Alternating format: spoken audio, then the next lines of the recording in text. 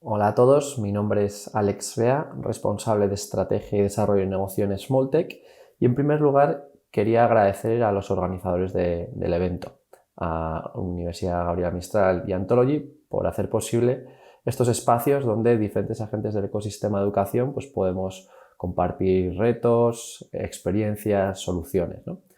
En el día de hoy queríamos hablar sobre cómo podemos elevar, ¿no?, digamos, la calidad de la educación digital y también sobre el ámbito de integridad académica, ¿no?, que cada vez pues escuchamos más. Un poco la presentación la queremos dividir en diferentes líneas. Por un lado, un poco de contexto, un poco las tendencias que estamos viendo, qué retos en este sentido en cuanto a integridad académica están afrontando las instituciones y qué tipo de soluciones y casos de uso podemos ver, ¿vale? Entonces, entrando en el mercado, el contexto, ¿qué estamos viendo? ¿Qué tendencias estamos viendo? Hay una muy clara en los últimos años, lógicamente también derivado por la pandemia, donde se ha visto incrementado en gran medida la competitividad por las instituciones en poder captar nuevos estudiantes, ¿no? Hay muchas instituciones, hay mayor competición y sobre todo en el ámbito online. También hay una tendencia que remarca este estudio, donde las universidades tradicionales están decreciendo de media un 3% versus las universidades online, que están creciendo de media un 11%, ¿no? También es cierto que los estándares y los requisitos para poder crear, digamos, formación online están creciendo en una alta medida, ¿no?, con nuevas metodologías. También la regulación está acompañando a ser más exigentes, ¿no?, y poder ya disponer de formación tanto presencial como online que sean totalmente equiparables y del mismo nivel de calidad. Adicionalmente, también vemos, en base a unas encuestas que se van haciendo a los estudiantes, cuál es su preferencia, ¿no? Entender cuál es la demanda del mercado, hacia dónde va esa demanda. Y pues empezamos a ver claramente algunas tendencias de usuarios que demandan más flexibilidad, demandan al final poder formarse 100% en línea o de manera híbrida, ¿no? Y en esta slide se hace bastante visible en el sentido que más del 60% está demandando algún tipo de contenido que sea online, ¿no? Los que simplemente quieren 100% presenciales, cada vez es un porcentaje menor. Esto también tiene sentido porque nos movemos en un mercado donde nos tenemos que formar a lo largo de la vida. ¿Y esto qué quiere decir? Pues que al final ya no solo estamos hablando de personas de 18 a 22 años, sino que estamos hablando de personas que están trabajando, ¿no?, que es normalmente la gente que suele demandar esa flexibilidad también. A pesar de ello, también recientemente con una institución 100% presencial nos comentaba que en las encuestas que hacen a los estudiantes, pues ya los alumnos de tercer grado empezaban a demandar algún tipo de flexibilidad y algún tipo de contenido o de asignatura online, ¿no? O sea, empezamos a ver también que esos que eran 100% presenciales empiezan a demandar ciertas flexibilidades. Y en cuanto al reto, es un reto que, si bien se hizo más presente durante pandemia, es cierto que con las últimas tendencias o las últimas evoluciones relacionadas con ChatGPT o la IA generativa, pues se está haciendo pues mayor énfasis en la necesidad de herramientas para afrontar estos retos, ¿no? Cuando preguntamos en muchas sesiones, etcétera, pues al final los profesores están demandando herramientas para poder abordar los procesos evaluativos con mayores garantías, ¿no? Hablamos desde herramientas antiplagio, que están sufriendo pues un gran reto porque es bastante complicado el poder detectar, ¿no?, si un documento ha sido redactado 100% por estudiante o qué piezas han sido redactadas por IA generativa, sobre todo porque esta propia IA generativa te permite ya humanizar textos también, ¿no?, para poder pasar el filtro de los antiplagio. Entonces nos encontramos ante un gran reto, que es el de la integridad académica y las evaluaciones digitales, bien sean presenciales o online, el cómo podemos abordarlas y cómo podemos dar las herramientas para que los profesores puedan evaluar con todas las garantías posibles. En este sentido, pues desde Smalltech, al final llevamos más de 10 años trabajando con las instituciones, mano a mano, de manera cercana, escuchándoles qué es lo que necesitan y qué podemos ofrecerles para apoyarles, ¿no? Y en este caso lo que hemos desarrollado es una herramienta de supervisión de evaluaciones digitales que se integra completamente de manera nativa con su plataforma educativa para que forme parte de su ecosistema virtual, ¿no?, y que el usuario al final simplemente siempre esté dentro de la plataforma, independientemente si va a usar pues, una herramienta de proctoring o no. Y en cuanto al proceso, pues es un proceso sencillo. Hay un registro inicial del usuario que solo tiene que hacer una vez y luego ya cuando va a acceder a una evaluación, pues se lanza la herramienta automáticamente, capturará las evidencias que necesite para facilitárselas de manera sencilla al profesor y pueda tomar una decisión lo más rápida posible, ¿no? Y aquí vemos algunos ejemplos de capturas de imágenes para que de manera rápida pueda tomar una decisión el profesor. En esta línea, al final también lo que trabajamos de la mano con las instituciones es tratar de impactar en tres objetivos fundamentales también para ellos, ¿no? El primero, pues, lógicamente, fortalecer la calidad de la formación online.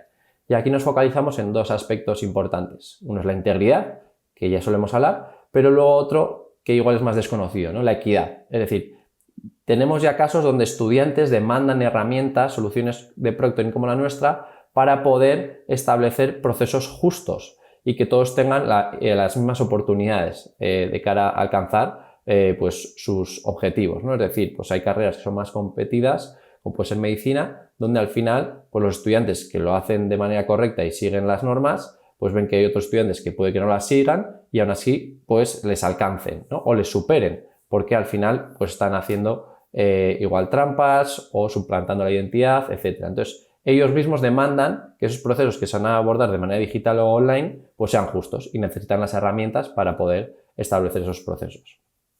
En segundo punto es aumentar la accesibilidad a la educación de calidad. Y aquí sobre todo nos focalizamos en cómo entender, ¿no? Un poco la motivación online y el por qué pues, esta nueva demanda que está requiriendo esa flexibilidad de formación 100% en línea o híbrida, pues lo que buscamos es poder acceder a personas que igual están en localizaciones remotas, lejos de centros de estudios, o personas que igual tienen algún tipo de diversidad funcional, o personas que tienen o están a cargo de terceras personas, ¿no? Familiares, etcétera, y no pueden desplazarse, o están trabajando, que como decíamos, y necesitan esa flexibilidad para poder seguir trabajando, pero poder seguir formándose para poder crecer de manera profesional, acceder a nuevas oportunidades laborales y que eso les permita al final mejorar su calidad de vida. Y por último, reducir el impacto medioambiental, ¿no? Nosotros nos gusta compartir las estadísticas de lo que vamos midiendo en nuestra web y de esta manera podéis ir viendo de manera objetiva cómo vamos impactando a estos objetivos junto con las instituciones. De hecho, quería compartiros el último caso que hemos publicado con la Universidad de Burgos. La Universidad de Burgos es una universidad pública en España, con la que queríamos entender, ¿no? Cuál es esta motivación para estudiar online.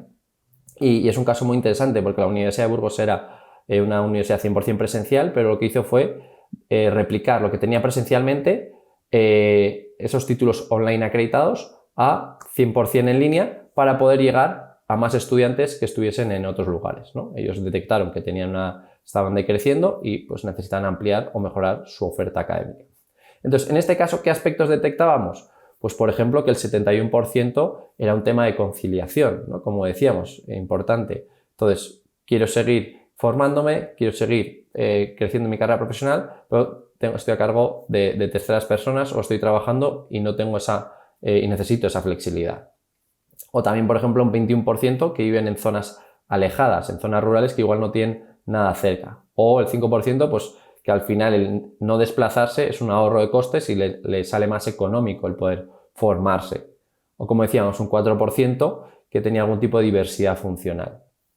También un porcentaje importante, un 33%, que tenían hijos a su cargo, ¿no? Entonces al final tienen que estar cuidándoles, etc.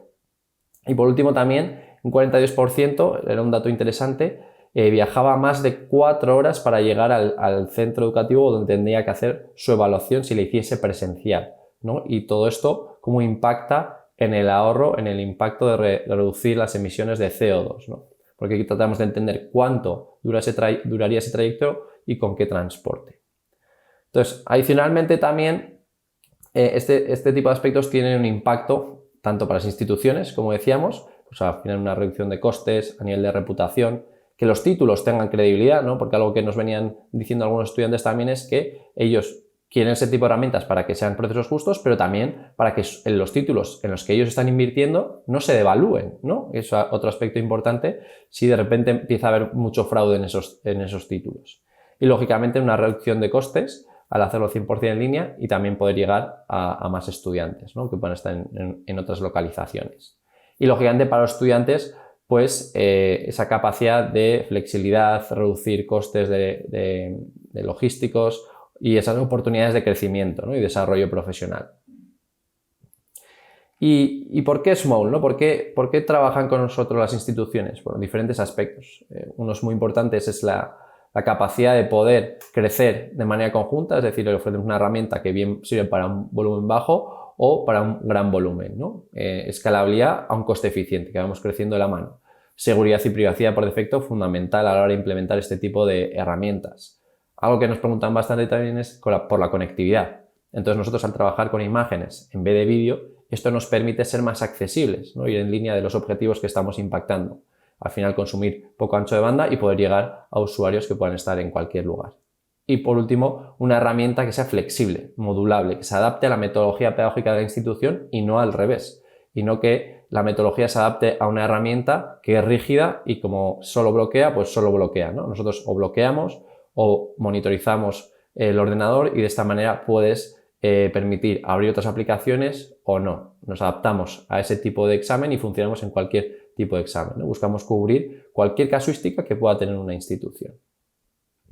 Y aquí también pues queríamos trasladaros algunos pantallazos para que os hagáis una idea de cómo es la herramienta, ¿no? Por la parte de gestión y configuración, cómo está 100% integrada dentro de la plataforma, cómo te permite esa flexibilidad de, bien a nivel de institución, dejar por defecto unos valores de qué tipo de productos o funcionalidades quieres usar o en una actividad en específica modificar esas funcionalidades, ¿no? Depende del tipo de examen, pues aplicas una serie de tipos de funcionalidades, como decíamos, esa flexibilidad y siempre con el chat de soporte acompañando en el proceso para mejorar la experiencia, tanto el estudiante como el profesor o el administrador de la herramienta.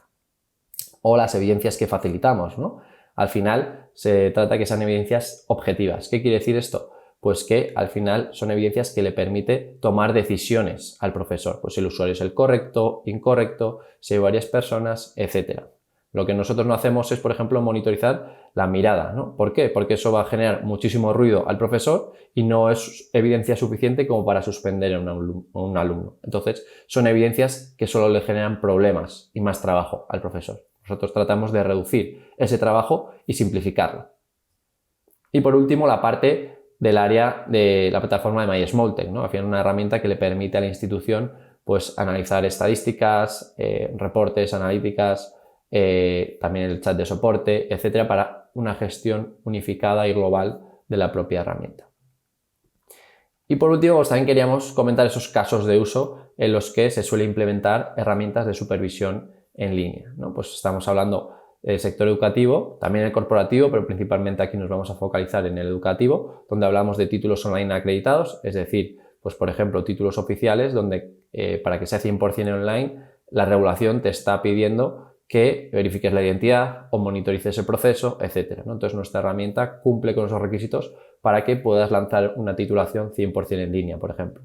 En los grados o posgrados, muchos exámenes de admisión porque les permite reducir costes y poder escalar ese examen de admisión a más estudiantes que puedan estar en cualquier lugar, ¿no? Con, lógicamente, las garantías y la integridad necesaria.